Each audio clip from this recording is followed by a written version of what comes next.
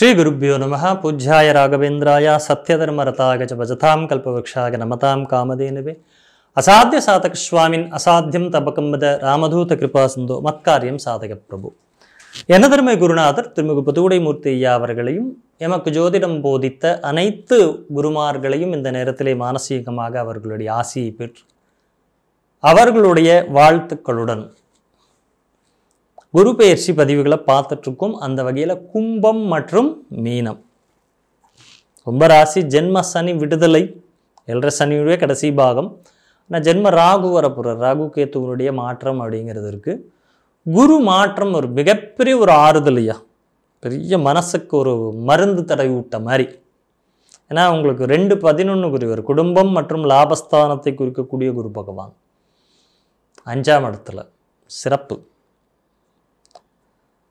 2.11 கூடியவர் 5ல் 2 வருமானம், 5 மனம் போல வருமானத்தை சம்பாதிக்கக்கூடிய, நல்ல திட்டமிட்டு ஒரு வருமானத்தை செயல்படுத்தக்கூடிய, திட்டமிட்டு அந்த வருமானம் மூலியமாக ஒரு மகிழ்ச்சியை லாபத்தை அடையக்கூடிய ஒரு காலம். சரியா? ஒரு அற்புதமான ஒரு காலம். ஆனால் முக்கியம் திட்டமிடுதல் ரொம்ப அவசியம். பிளான் பண்ணாமல் ஒரு விஷயத்தை பண்ணக்கூடாதுங்கிற மாதிரி திட்டமிடுதல் மட்டுமே அங்கே பத்தாது, அதை செயல்படுத்துவது வெளிப்படுத்துவதுங்கிறது 5ஆம் இடம் தான். மனம், எண்ணம், செயல், திட்டமிடுதல் எல்லாமே 5ஆம் இடம். ஸோ இப்போ இந்த 5ஆம் இடம் சரியாக செயல்படணும் அப்படிங்கிறப்ப பதவி பூர்வ புண்ணியானாம், பதவி கிடைக்கணும்னா பூர்வ புண்ணியம் இருக்கணும். இப்போ பூர்வ புண்ணிய ஸ்தானம்ங்கிறது 5. அப்போ உங்களுடைய முயற்சியும் அங்கே வேணும். உங்கள் முயற்சி பயிற்சி உங்களை சிறப்பான ஒரு நிலைக்கு கூட்டிகிட்டு போகும். இத்தனை நாள் வரைக்கும் இருந்த அந்த ஒரு மனக்குழப்பங்கள், ஒரு விரயங்கள், ஒரு பிடிப்பின்மை, இது எல்லாமே நீங்கி ஒரு புத்துணர்ச்சி பெறக்கூடிய காலம்னு வச்சுக்கோங்க. குடத்தில் இட்ட விளக்காய் இல்லாமல் குன்றில் இட்ட விளக்காய் மாறக்கூடிய காலமாக இப்போ வச்சுக்கணும். சரிங்களா? பாக்கியம் சிறப்பாக இருக்கும். பாக்கியஸ்தானத்தை பார்க்குறாரு, 1-9 பாக்கியத்தை பார்க்குறாரு, உங்கள் லக்னத்தை பார்க்குறாரு, உங்கள் ராசியை பார்க்குறாரு. ஒரு சிறப்பான ஒரு காலகட்டமாக இருக்கும். தந்தையின் வழி அனுகூலங்கள் இருக்கும். உங்களோட 11ஆம் இடத்தையும் பார்ப்பார். அதீதமான ஆசைகளை மாத்திரம் கட்டுப்படுத்திக்கிங்க. நல்லா இருக்குன்னு சொல்லிட்டோம், அது கொஞ்சம் அப்படியே இழுத்துட்டு போகுதுன்னா அதீதமான ஆசை. சில நேரங்களில் நடைமுறைக்கு ஒவ்வாத விஷயங்கள், ப்ராக்டிக்கலாக அது நடக்காதுன்னு தெரிஞ்சு ஆசைப்பட்டு அதனால் வருத்தப்படுவீங்க. ஸோ ஆசைகளை அளவிட்டு செல்லுங்கள், அப்போ மனக்குழப்பம் நீங்கிட்டோம். தொழில் வேலை முயற்சிகள் பெரிய அளவில் இருக்கும். ஜூன் மாத வாக்கில் செயல்பாடு ரொம்ப நல்லா இருக்கியா. ஜூனுக்கு அப்புறம் ஜூன் டு அக்டோபர் வரைக்கும் இருக்கக்கூடிய ஒரு 4-5 மாத காலங்கள் ஒரு சூப்பரான ஒரு காலம் கும்பராசிக்கு அப்படின்னு சொல்லிடலாம். குழந்தை பாக்கியம் இத்தனை நாள் இல்லைன்னா குழந்தை பாக்கியம் கூடி வரக்கூடிய காலம். யாருக்கெல்லாம் ராகு மிதுன ராசியில், கும்பராசியில், துளாராசியில் இருக்கோ அவங்கெல்லாம் குழந்தை பாக்கியம் கண்டிப்பாக உருவாக்கக்கூடிய காலம். மருத்துவத்தை எடுத்துக்கணும். உங்கள் ஜாதகத்தில் அங்கே மிதுனத்தில் என்ன கிரக ராகு இருந்தாருன்னா கண்டிப்பாக குழந்தை பாக்கியம் கூடி வரக்கூடிய காலமாக பிறப்பு ஜாதகப்படி அங்கே இருக்கணும். அதனால் ஜாதகம் பார்த்துக்கங்கன்னு அதுக்கு தான் சொல்கிறேன். கல்வி சம்பந்தப்பட்ட விஷயங்கள் கொஞ்சம் விரயம் கொடுக்கும்.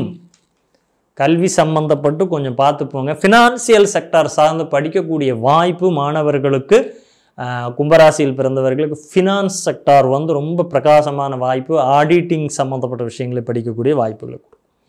லாபம் மகிழ்ச்சி உண்டு. பதவி உயர்வு வாய்ப்புகள் உண்டு. குலதெய்வ வழிபாடு அனுகூலமாக இருக்கும். இஷ்ட தெய்வ வழிபாடு அனுகூலமாக இருக்கும். குடும்பத்தில் மூத்தவர்களுடைய அறிவுரையை கொஞ்சம் கேளுங்க. இல்லை நீங்கள் யாரை குருவா வெல்விஷராக நினைக்கிறீங்களோ அவங்களோட அட்வைஸ் கேட்டு நீங்கள் போனீங்கன்னா நல்லது. ஆரோக்கியத்தில் கொஞ்சம் வயிறு தான் பிரச்சனை கொடுக்கும். ஆரோக்கியம் அப்படின்னு பார்த்தா வயிறு சம்மந்தப்பட்ட பிரச்சனை தான் தரும். நீங்கள் ஆக்சுவலாக சுந்தரகாண்டம் பாராயணம் பண்ணணும். சுந்தரகாண்டம் படித்து ஆஞ்சநேயர் கூட வரமாலை சாற்றி ராம பட்டாபிஷேகத்துடன் சுந்தரகாண்டம் படிச்சிங்கன்னாவே நிறைய பிரச்சனைகள் 1-2 உங்களுக்கு நல்ல செய்திகள் சேரக்கூடிய தகவல்கள் நல்லதாக சேரும். திருமண தடைகள் நீங்கும். திருமண பாக்கியம் கைகூடி வரக்கூடிய காலமாக இந்த ஒரு காலம் ரொம்ப அற்புதமான காலம். சரியாக பயன்படுத்திக்கங்க. சரியா? அடுத்தது மீனராசி.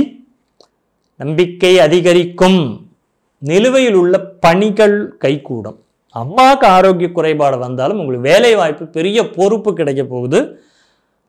பொறுப்பு தான் ஆப்பும் கூட. பொறுப்பு கொடுத்துருவான். பயங்கர ப்ரெஷரைஸ்டாக இருப்பீங்க. அந்த பொறுப்பு, பதவி பொறுப்புங்கிறது கூடுதலான ஒரு கவனத்துடன் செயல்பட வேண்டிய இடம். முக்கியமாக பணம் காசு கையாளக்கூடிய இடத்துல இருக்கிறவங்களாம் ரொம்ப கவனமாக இருங்கய்யா. கண்டிப்பாக பேங்கிங் செக்டாரில் வேலை பண்ணுறவங்க இவங்களுக்கெல்லாம் பொறுப்பு கூடி வரக்கூடிய வாய்ப்பில் பிரகாசமாக இருக்குது. ஆக்சுவலி கன்ஃபார்ம்டு சொல்லணும் அவ்வளோதான் அப்படிங்கிற மாதிரி இருக்குது. சொத்து வாங்கும் பொழுதும் கவனம். ஒன்று வாஸ்து குறைபாடு வந்துடலாம், இல்லையா அந்த சொத்து ஏதாவது வில்லங்கம் இருக்கலாம். அதெல்லாம் கவனித்து பெரும் முதலீடுகளாக போடுற இடத்துல மீனராசிக்காரங்க கவனமாக இருங்க. வெளிநாட்டு வாய்ப்புகள் வந்தால் நல்லது, போயிடுங்க, நன்கு ஆலோசித்து போங்க. ஏன்னா அங்கே கம்பெனி கரெக்டாக இதெல்லாம் லீகலி பேப்பர்ஸ் எல்லாம் சரியாக இருக்கா இதெல்லாம் பார்த்துட்டு போங்க, வாய்ப்பு இருக்குது. வேலைப்பள அதிகரிக்கும்னு சொல்லியாச்சு. பொறுப்பு கூடும், வேலை அழுத்தம் இருக்கும். வீட்டில் அதை எங்கே வெளிப்படும் உங்களோட வேலையோட ப்ரெஷர், வீட்டில் கொண்டு வந்து பாம்பு போடுவீங்க. அங்கே கத்தாமல் வீட்டில் வந்து கத்துறதுங்கிறது இருக்கும். பஸ்டாகிறது வீடாக இருக்கும். கொஞ்சம் பார்த்துக்குங்க, ரொம்ப பஸ்ட் ஆகிடாதீங்க. வீட்டு உறவுகளையும் நம்ம மெயின்டைன் பண்ணணும். முக்கியமாக தாயார் இடத்துல பார்த்து பேசுங்க. வண்டி வாகனங்களில் செல்லும் பொழுது கவனம் தேவை. யோசிச்சுட்டே போயிட்டுருக்குது வேலையை பற்றி, அவன் அப்படி சொல்லிட்டேன், இப்படி போகாதீங்க, ரொம்ப கவனம். செலவு கண்டிப்பாக இருக்குங்க. உங்களுக்கு எல்லா விதத்திலும் செலவுகள் உண்டு. உங்களுக்கு எல்லா விதத்திலும் சம்மந்தம் இல்லாத விஷயத்துக்குள்ளேயும் போகாதீங்க, புரியுதா? சிறு சிறு அவமானங்களை கொடுத்துரும். என்ன சின்ன சின்ன அவமானங்களை கொடுத்துரும். வீடு மாற்றம் நல்லது. புதிய வீடு வாங்குவது சம்பந்தமாக நன்கு ஆலோசித்து செயல்படுங்கள். அப்பா வழியில் இருக்கக்கூடிய விஷயங்கள் அனுகூலமாக இருந்தாலும் விரயங்கள் உண்டு. பாருங்கள், விரயஸ்தானத்தை அதிகரிக்கிறாரு. இன்வெஸ்ட்மெண்ட் பார்த்து பண்ணுங்க. இது நாள் வரைக்கும் மறைமுகமாக இருந்து ரகசியமாக நான் யாருக்கிட்டையுமே சொல்லன்னு சொல்லுவோம் பாருங்கள், அந்த மாதிரியான விஷயங்கள் வெளியே வந்துடும். அது நல்ல விஷயமா இருந்தால் ஓகே. பணம் சேர்த்து வச்சுருந்தேன், சொல்லாமல் சேர்த்து வச்சுருந்தேன், வெளியே தெரிஞ்சது சரி. வேறு ஏதாவது ஒன்று பண்ணி வச்சுருந்தோன்னா அதனால் அங்கே கொஞ்சம் பார்த்துக்கங்க. கணவனுடைய வார்த்தையினுடைய வலு கூடும். அதனால் ரகசியங்களை ரொம்ப போட்டு வைக்காமல் எல்லாத்தையுமே சரியாக வெளிப்படையாக இருக்க வேண்டிய ஒரு காலம்னு வச்சுக்கணும். புதிய தொழில் முயற்சி உருவானாலும் சூழ்நிலை நல்லா இல்லை, பார்த்து அனுசரித்து செய்யுங்க, சரியா? கல்வி சார்ந்து நிலைமை, பசங்க படிப்பு சார்ந்து ஓகே. ஆரோக்கியத்தில் வந்து கொழுப்பு என்ன ஆகும் அப்படின்னா ப்ரீத்திங் இஷ்யூ, திடீர்னு ஒரு தசாபுக்தி நல்லா இல்லைன்னா இருதய சம்பந்தப்பட்ட பிரச்சனைகள் வரலாம், பார்த்துக்கங்க. ஒரு முறை ஸ்ரீரங்கம் போயிட்டு வாங்கய்யா. ஸ்ரீரங்கம் தரிசனம் உங்களுக்கு ரொம்ப நல்லது. அடுத்து நமது சேனல் நேயர்களுக்கு நம்ம ஒரு சின்ன இன்ஃபர்மேஷன் கொடுக்குறோம். இந்த வருஷம் பார்த்திங்கன்னா சனி, ராகு, கேத்து, குருங்கிற 4 கிரக பயிற்சிகள் நடந்திருக்கிறதும் நம்ம இதுக்கெல்லாம் சேர்ந்த சனி பயிற்சிக்கு தனியாக, குரு பயிற்சிக்கு தனியாக, ராகு கேத்துக்கு தனியான்னு இல்லாமல் இந்த 4 கிரக பயிற்சிகளுக்கும் சேர்ந்து நம்ம ஒரு சிறப்பான ஒரு உலக நன்மைக்காகவும் உங்கள் நன்மைக்காகவும் ஒரு யாகத்தை நம்ம நிகழ்த்துகிறோம். அதனுடைய அறிவு கூடுவிரையில் எங்கே நடக்குது, என்ன பண்ண போகிறோங்கிறத சொல்கிறோம். அதை பற்றி பதிவு பண்ணிக்கணும்னு நினைக்கிறவங்க கீழே இருக்கிற அந்த நம்பருக்கு ஃபோன் பண்ணி உங்களுடைய விஷயங்களை பகிரலாம்.